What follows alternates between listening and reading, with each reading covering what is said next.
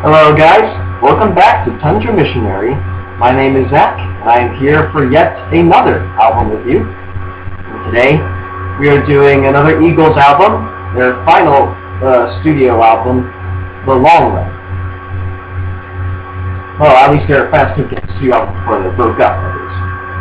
But, yeah, this is probably the most interesting Eagles album of them all, in my opinion. But I'll get into that soon. Let me just go through the background information of this company. There are 10 tracks on this album, which is 10 tracks on the album. Nothing interesting about that. Don't know what point I was going to make there. It's 43 minutes long, which is really close, which is almost the same exact length as Hotel California. They both average 43 minutes long, but I think this one's like slightly shorter by a couple seconds. It was made in 1979. The genre is just plain rock.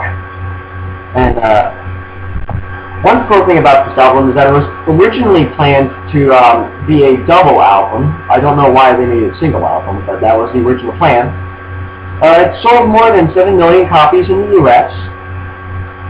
And it was the first album without founding member Randy Meisner in it. He was replaced by Timothy B. Schmidt. So let's go through the tracks. The first song, The Long Run. Before I get into this, I want to say that there's going to be a lot of big singles on this album. So, there's not much for me to say on the big singles because most of you have already heard them. But yeah, just in case you haven't, The Long Run is a very good start to the album. Very, very happy, and it's just a good song. The second song, I Can't Tell You Why. By far my favorite song on the album. Now usually I like to get creative and have my favorite song be a non-single, but I can't do this album. I really dig this song. It's just so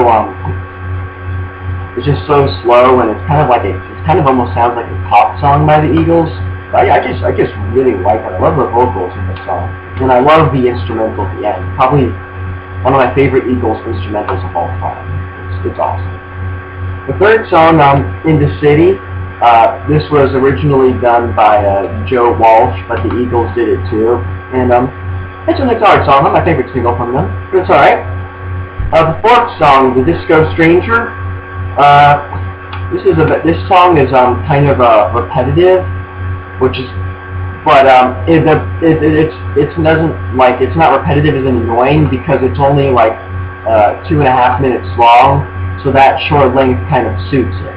So, but yeah, that makes sense. But yeah, it's not a bad song. I kind of like it.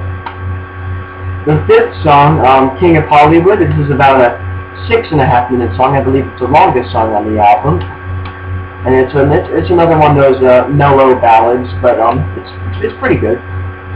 The sixth song, Heartache Tonight, a very upbeat track. One of the big major singles of the album, and I do like the whole that whole beat. That's awesome. Like when it starts off with the lyrics, somebody's gonna hurt someone. For some reason, I always picture like 3 buff guys all walking together like this, and they just like smash. Never mind. That's just something I think of every time I hear that song. Okay. After the sixth song, the rest of the album gets really weird. Like there's a lot of weird songs on here that don't sound like Eagles songs. And that starts with Those Shoes. This song is on the radio. It's fairly popular on the radio, so you've probably heard it before. It has a lot of weird electronic beats, and it's kind of catchy, so it's a pretty good song. The eighth song, Teenage Jail, I do not like this song. There's just something about it that I don't like. It's just kind of like, I don't know. It's not my favorite song. And then it goes into the ninth song, The Greeks Don't Want No Freaks. And I don't really like this song either. It's kind of repetitive, and I just don't like those two songs. There's just something about them. It just doesn't sound like the Eagles. But then the 10th song, The Sad Cafe, I do really like, which is always good because it ends off on a song that I like. So, and I believe it's another one of the big singles from the album, just like half of the songs on here. But yeah, I really do like The Sad Cafe. it's a nice mellow track to end off the album.